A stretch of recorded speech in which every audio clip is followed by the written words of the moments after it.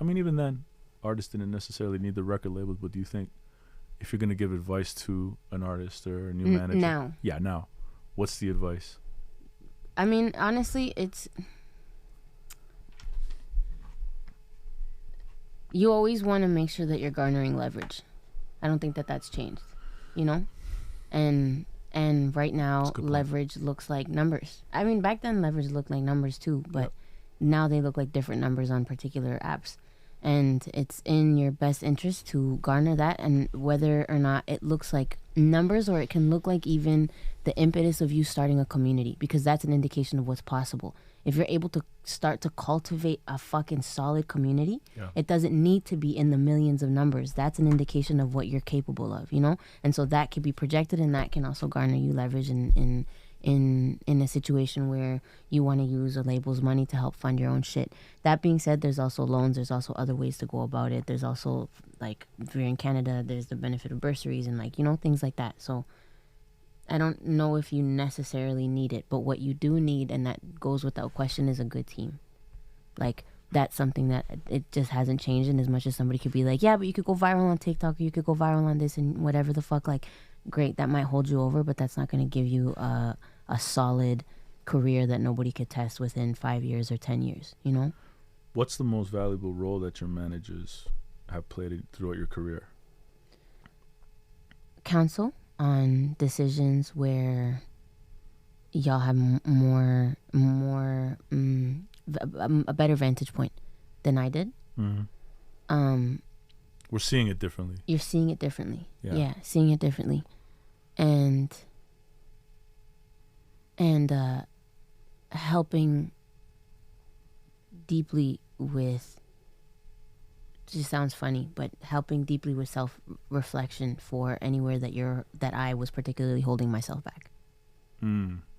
Yeah, that's like essential. And I've said this before, where I'm like, it's the best analogy is like, I could hold something of so much value in front of me, and all I'll see is red, and I'm like, it's red, and y'all will be sitting there, be like, Jessie, that's a rose you're looking at, and all you're seeing is red. You know, and it's happened more than once where I'm like, that really helped.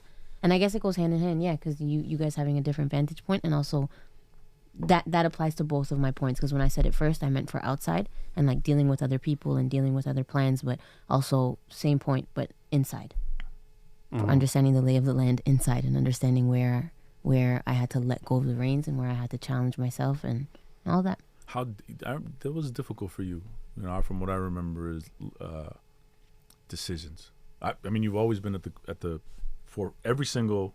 This is where I think you're an amazing artist as well too, and business person, is because you have innately you understand kind of how to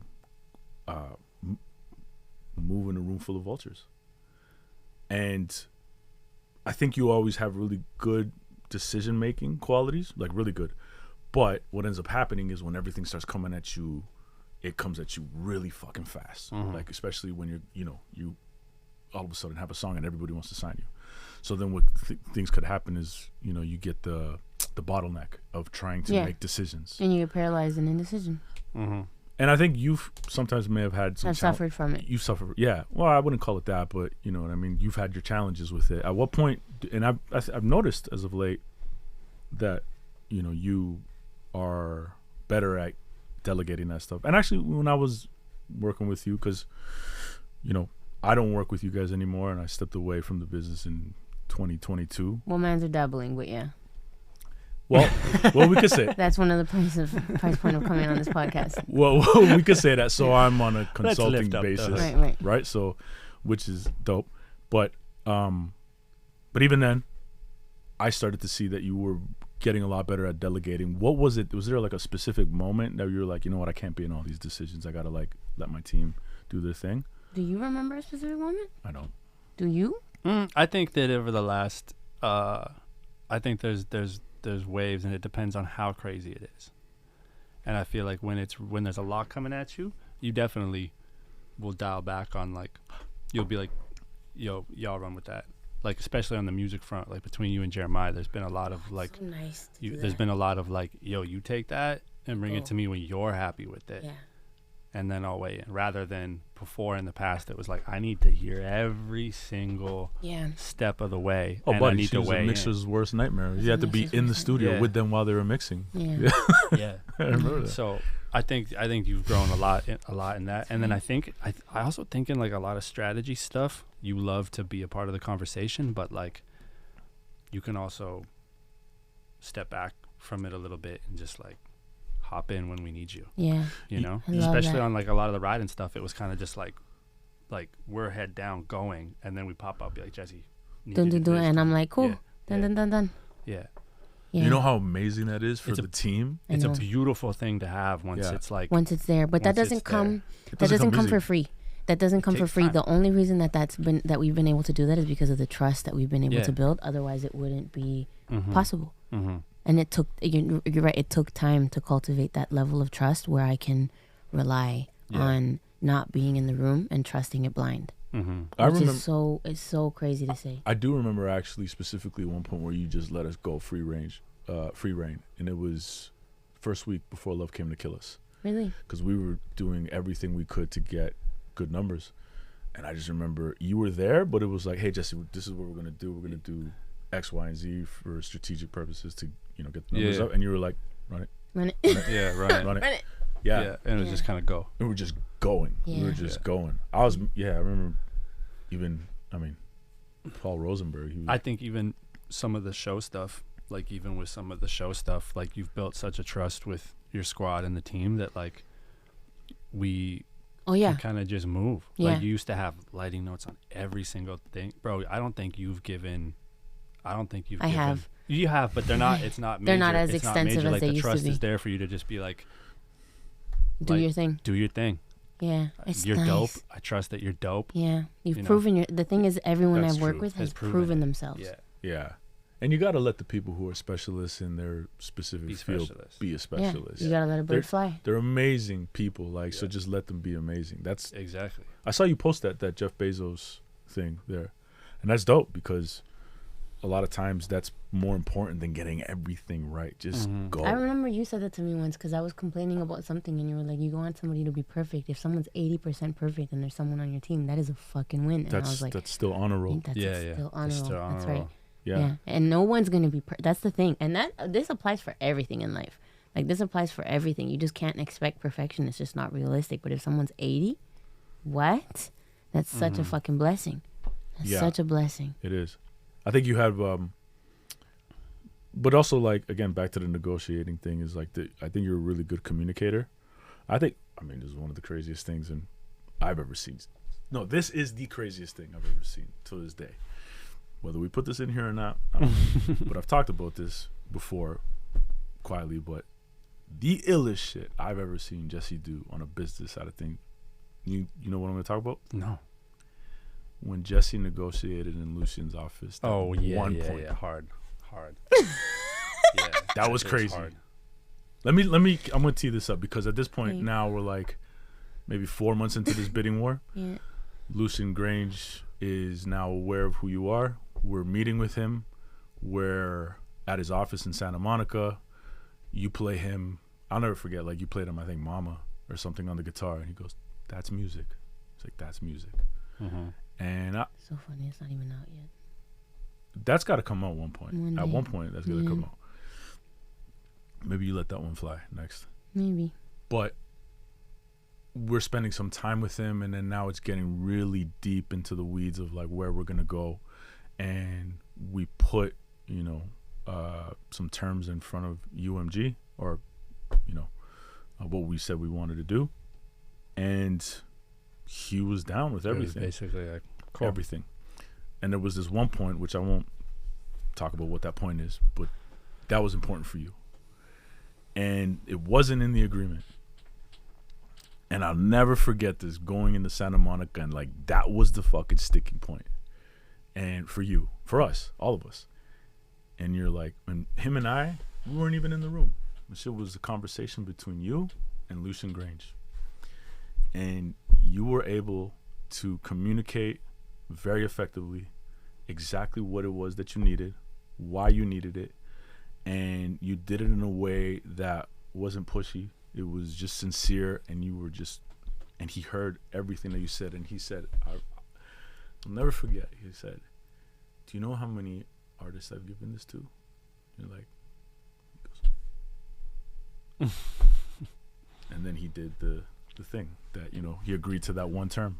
Yeah, and he had the lawyers draw it up right in the room. I remember he sent Jeff and David. He's like, "Can you guys just draft that?" Right. He drafted it right on the spot. Right. Printed it. You remember that? What was going through your mind in that moment?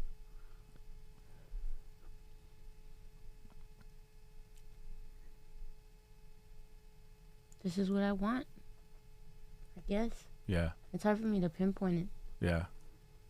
It's hard for me to pinpoint it. But it was also like, I don't know, I get a kick out of challenge. I do. I get a kick out of it. You know? I think everybody in this business that is successful gets a bit of a kick out of the Gets a bit of a challenge. kick out of the challenge, yeah. And being told that they can't or shouldn't. It's just like, watch me. Yeah. Yeah. Let me see if I can do that. Yeah. Yeah. That was the illest shit I ever seen in a negotiating business thing. You know what I mean? Mm-hmm. I was like, that was hard. That's funny. Yeah.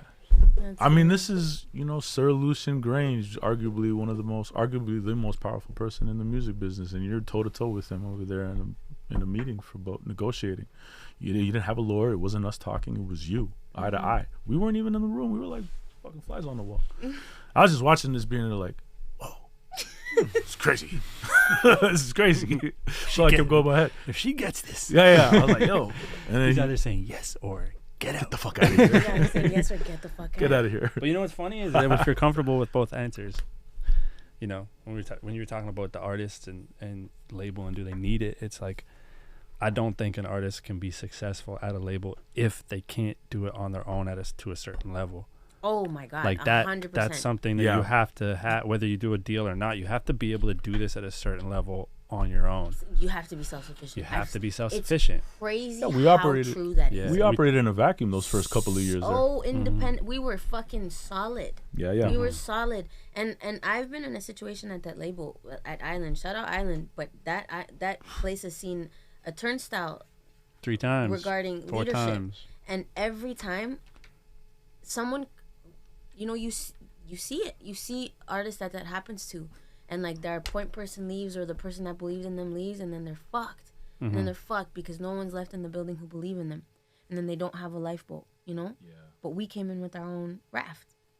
So we were like, all right, like this is happening with or without, and you're either helping or get the fuck out the way. Exactly. Yeah. You're helping or get out of the way. Yeah, from the outside looking in, it never slowed things down. Never slowed things down, and I was so grateful. Even though we might have like internally been like, fuck, this is like we're pushing, but from the outside looking in, it never slowed. It doesn't things stop. Down. It doesn't. When what's it saying? One monkey don't stop the show. Like I've never heard that one, but I never heard that one. I think that's made up. Yeah, I think you just made that up now. But a lot of people, I think there was, I think we also knew this as well too. Like going in and when we were doing all this stuff and negotiating all these deals and figuring out which label to go to, we also knew like the day we signed was just day one. It wasn't the end. Oh, no. But a lot of people got that twisted. People have that twisted. And we got. I did the deal. I'm good.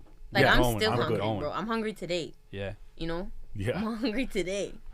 That's so. Yeah. That's such a fucked up, sad idea, because it takes it's such a fucked up, sad idea that people think that day they can relax.